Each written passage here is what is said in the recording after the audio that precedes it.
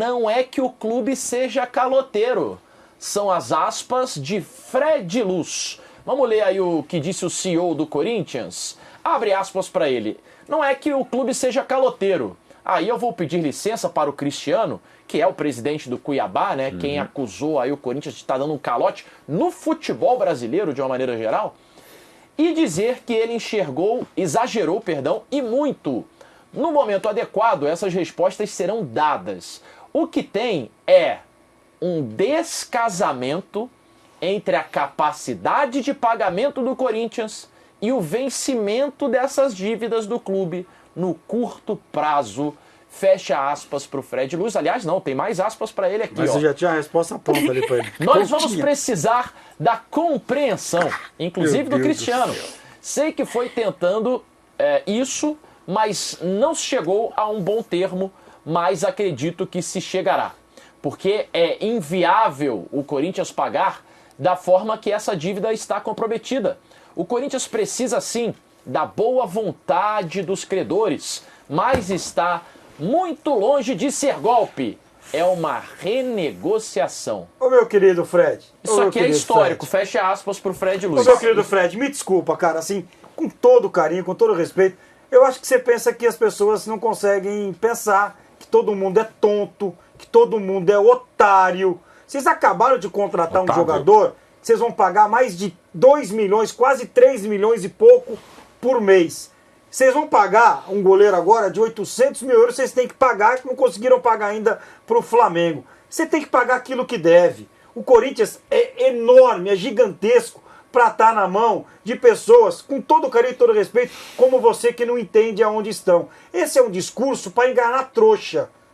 Para enganar trouxa. O Corinthians deve e tem que pagar. O Corinthians faz dívida atrás de dívida. Quem foi que trouxe o Pedro Raul? Fui eu que trouxe o Pedro Raul no valor que vocês disseram? Coronado, pagando 2 pau por mês. Fui eu que trouxe. O menino que chegou agora aí, o Memphis Depay, ganhando 3 milhões e 800. Fui eu.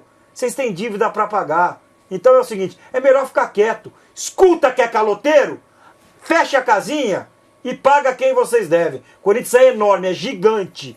Mas vocês estão fazendo com o Corinthians é brincadeira. Otávio, deixa eu só reconhecer a minha ignorância, que eu confesso que eu não conhecia o termo descasamento. Até agora eu estava brincando e tal, mas tem o termo descasamento de caixa. O descasamento no fluxo de caixa é um conceito usado para indicar desequilíbrio nas contas de uma empresa. E pode ser de uma pessoa também, né?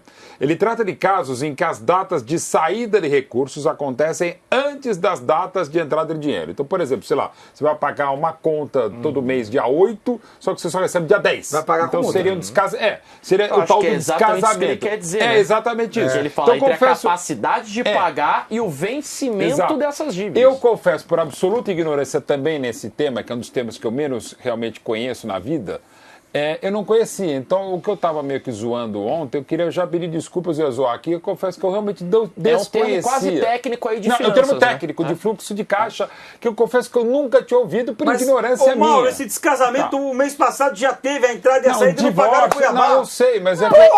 Mas aí vamos combinar, a gente recebe no final do mês.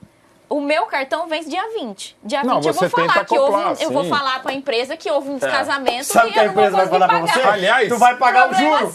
Aliás, acontecem muitos descasamentos mesmo na concepção normal por conta de fluxo de caixa. Então, mas agora, eu recebo no começo do mês, eu tenho conta para pagar no dia 20, que eu faço? Eu guardo o dinheiro ou antecipo, né? Porque isso aí é meio óbvio. Quando você tem não é só essa, né? Porque essa é impactante, mas a próxima página de aspas, pode botar aí na tela, é que ele fala... Eles vão precisar da compreensão.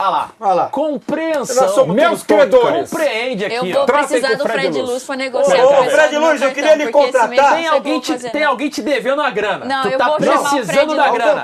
Aí tu vai cobrar essa pessoa e a pessoa fala assim, você precisa de ter compreensão. Escuta, Fred, não conheci. O Fred Luz, eu quero lhe contratar porque eu tenho uma dívida com a Caixa. Todo mês eu pago financiamento no meu apartamento. Será que você não consegue ir lá na Caixa e ver se eles não querem diminuir para mim?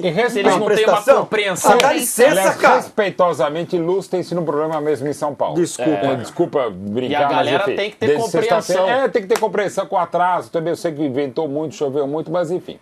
E aqui eu não estou falando só que é questão municipal, se é federal, enfim, né, da Enel ou do que seja. Aliás, hoje eu vim com Camila Malinovski no mesmo ônibus e ela está trabalhando na Enel. Ele me falou, encontrei outro dia ela aqui na porta. Quem não conhece Camila, mas nós fomos acompanhando, nós trabalhamos muito tempo lá. É inviável o Corinthians pagar da forma que isso. essa dívida está comprometida. Mas ela está comprometida porque o Corinthians óbvio. comprometeu. Não, óbvio. Não, isso aí foi defesa ou foi acusação?